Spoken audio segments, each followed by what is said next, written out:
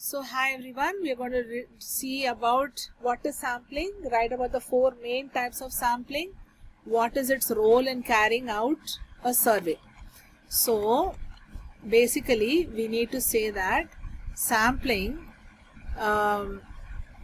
is basically selecting a subset of individuals or some cases. So it depends on what you are researching. So you select from a larger population to represent the whole group in a research study. That is your sample. 1 minute. Okay. Then after that, what is the need of sampling? We need our samples to reflect the larger population. So they have to be representative, they have to be reliable, they have to be applicable to larger populations. The findings from the sample should be generalized to the entire population. So the accuracy of the research depends upon how well a sample has been selected and how well it represents the entire population. So what happens is, you have four kinds of sampling. First two are probability sampling, next two are non-probability sampling. The first two, simple random sampling. The second one is stratified sampling, where you convert your entire population into strata, into groups. From each group again you take one sample. So convenient sampling is, you find it convenient, so you just take up that sample because it's convenient for you. Purpose of or judgmental sampling is, you already know what is the result that should come out. So based on that you select your samples. So that is sampling. So we'll just see the answer. So what is sampling? So sampling is a process of selecting a subset of individuals, units or cases from a larger population to represent the whole group in a research study. It is a crucial step in scientific and social research, as it allows researchers to make inferences about a population without studying every individual. A well-designed sampling method ensures that the selected group accurately reflects the population, reducing biases and improving the reliability of results in survey research. Sampling plays a key role in gathering meaningful data efficiently.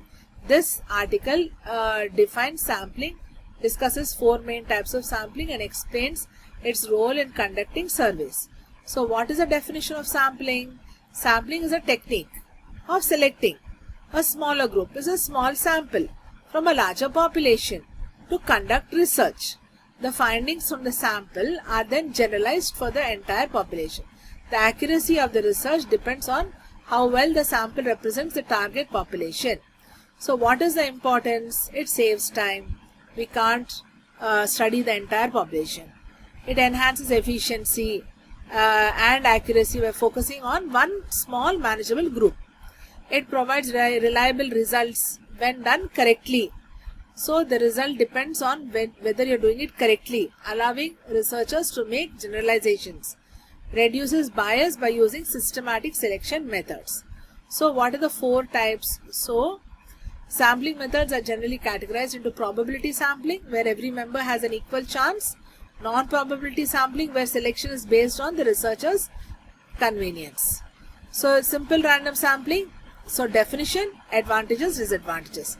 Simple random sampling is a method where every individual in the population has an equal chance of being selected. It is done because there is a random selection. It is done using random selection techniques such as lottery systems, computer generated random numbers. Example, a researcher studying university students studies habits, selects 100 students randomly from a list of enrolled students. So the advantages are, there's no bias and there's a high level of representation, but it's very difficult. The first two, the disadvantages are same. It's very difficult and it's time consuming.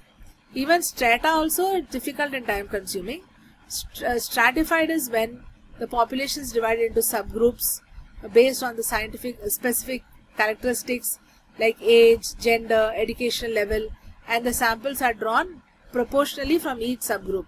So you want to study a full class a full school of people. You select boys separately, you select girls separately, you select this age group separately, that age group separately. From all of them, you select one sample. So a study on job satisfaction among employees divides the workforce into different departments. HR department, few samples, IT department, few samples, finance department, few samples. So it is good representation is there, accuracy is there, everything is there, but it is again very, very difficult. It is complex and it is very difficult to get that entire population data. Now we are going to do non-probability sampling. That is when the convenience sampling in this is there. There is lot of convenience. It is very easy and it is commonly used in exploring research when time is less. So research surveys students in the library just because they're sitting in the library. So it is quick, easy, it's very, very useful for just preliminary studies. But then there is a high risk of bias and results cannot be generalized. The same disadvantages for the other one also, which is judgmental sampling, the same thing.